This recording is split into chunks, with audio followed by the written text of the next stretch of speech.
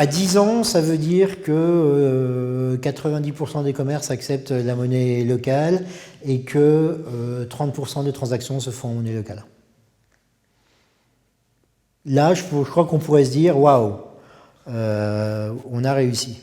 Pour moi, le premier critère, c'est que les gens la connaissent, les citoyens en général la connaissent, et se disent, à un moment donné, dans mon porte-monnaie, il y a une case, il y a une case en euros, il y a une case en monnaie locale, et je sais que les deux ont de l'importance. L'enjeu est de pouvoir le généraliser. Il ne s'agit pas d'avoir une monnaie locale qui soit repliée sur elle-même.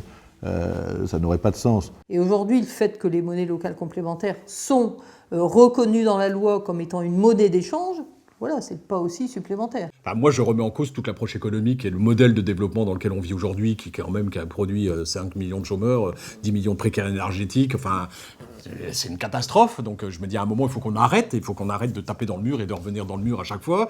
Donc, je préconise d'autres formes de développement. L'un des inconvénients de la monnaie classique, c'est d'avoir généré beaucoup d'exclusions. Bon, donc, on peut estimer que la monnaie locale a vocation à créer de l'inclusion.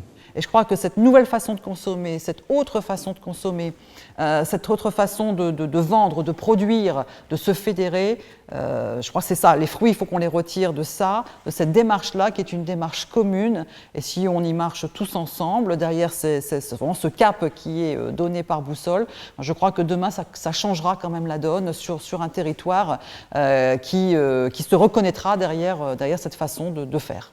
Pour les élus, c'est une belle opportunité de lancer quelque chose qui développe leur territoire, qui rend service à leurs concitoyens, qui rend service aux entrepreneurs classiques, mais aussi originaux auxquels on peut avoir affaire.